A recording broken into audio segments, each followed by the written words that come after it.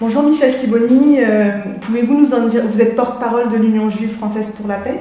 On aurait deux questions à vous poser. La première, pouvez-vous nous en dire plus sur le projet de résolution qui sera présenté et soumis au vote le 3 décembre prochain à l'Assemblée nationale?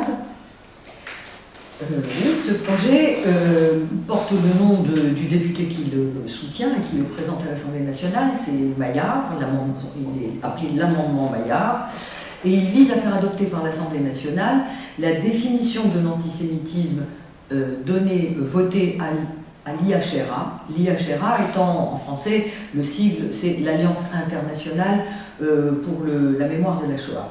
C'est un organisme qui a été créé au début des années 2000, qui regroupait 31 États autour de cette question de l'éducation, de l'enseignement autour de la Shoah. Cet organisme, il faut le dire, a été infiltré assez rapidement à partir des années 2000, justement, par le lobby pro-israélien qui avait décidé de lutter contre toute critique de l'État d'Israël en utilisant la question de l'antisémitisme. L'IHRA était donc un terrain de choix pour lui. Il s'est employé à y faire voter une définition que l'IHRA a votée avec beaucoup de recul, en rappelant sans arrêt et par écrit que c'était une définition de travail, qu'elle n'était pas contraignante, c'est une définition au demeurant fort banale, mais le travail du lobby pro-israélien a consisté à y faire ajouter des exemples de situations d'antisémitisme, et dans ces exemples, d'y mettre évidemment ce dont il avait besoin, c'est-à-dire la caractérisation de l'antisionisme comme étant une forme d'antisémitisme. Il faut reconnaître que Maillard s'inscrit dans le droit fil des déclarations de Macron au moment de la célébration du Veldiv. À ce stade, 6 États ont adopté formellement et endossé la définition de l'IHRA au niveau national. Alors il faut bien comprendre le problème, c'est que l'IHRA a écrit pour dire et préciser « nous n'avons voté que la définition » et jamais les exemples. Tout le travail du lobby israélien est de faire voter, pro-israélien, de faire voter les exemples, évidemment. Et les 6 États sont la Roumanie, Israël, bien entendu, l'Autriche, la Bulgarie, l'Allemagne et le Royaume-Uni. On a déjà pu voir les conséquences d'un tel vote. Il s'agit évidemment de censure portant sur toutes les actions antisionistes ou de critique d'Israël. En Angleterre, par exemple, le Parti travailliste et James Corbyn ont subi une très très violente et outrageuse campagne d'antisémitisme parce qu'ils s'opposaient à cet amendement. Il faut comprendre, en plus enfin, ça c'était peut-être dans un deuxième volet, je peux développer ça. En l'occurrence, il y a quelques termes de cet amendement qui sont un peu problématiques et qu'on pourrait déjà repérer. Dans un des amendements, il est dit, comme exemple, même pas comme exemple, comme motif d'antisémitisme, rendre collectivement responsables les Juifs de la politique menée par les autorités politiques israéliennes est une manifestation d'antisémitisme. Je dirais que c'est juste, mais que c'est très exactement ce que fait le lobby pro-israélien.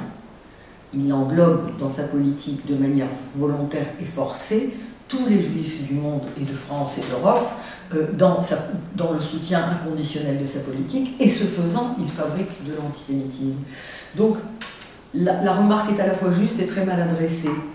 On a une situation qui est très problématique parce que la République, c'est l'article 1, alinéa 1, de notre Constitution, de la Constitution de la Ve République. Je peux même vous citer très exactement parce que je crois que ça le mérite. La France est une république indivisible, laïque, démocratique et sociale. Elle assure l'égalité devant la loi de tous les citoyens sans distinction d'origine, de race ou de religion. Elle respecte toutes les croyances. C'est un alinéa magnifique. Ce que fait cet amendement, c'est qu'il introduit une situation d'exception, classique s'agissant d'Israël depuis sa fondation. C'est tout le temps qu'on est dans la situation de l'exceptionnalité. Il y a en France du racisme, il y en a beaucoup. Il y a un racisme anti-noir, il y a un racisme anti-rom, il y a un racisme anti-musulman, il y a un racisme anti-asiatique. Et le racisme, dans tous les cas de figure que je viens de décrire, a déjà tué.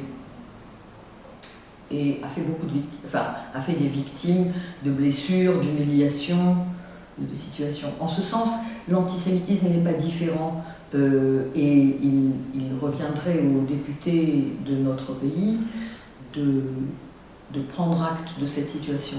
Ce qui est grave en France, c'est la situation du racisme dans toutes ses déclinaisons. C'est pas que la situation de l'antisémitisme.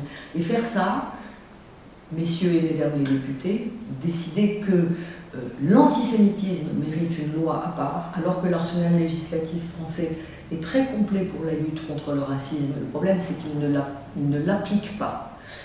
Le travail légitime d'une Assemblée nationale qui se respecte devrait être de faire appliquer les lois, d'exiger par exemple, comme le souligne la CNCDH, que sur 6000 plaintes, 9% sont traitées par le parquet.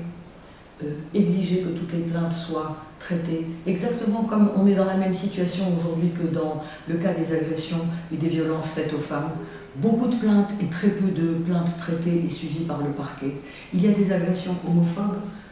En 2018, il y a eu 70% pratiquement d'augmentation des agressions contre les homosexuels dans ce pays. Il n'est pas question d'isoler les juifs et de les désigner de cette manière-là. Ça, c'est dangereux pour les juifs. Ça, c'est un peu antisémite.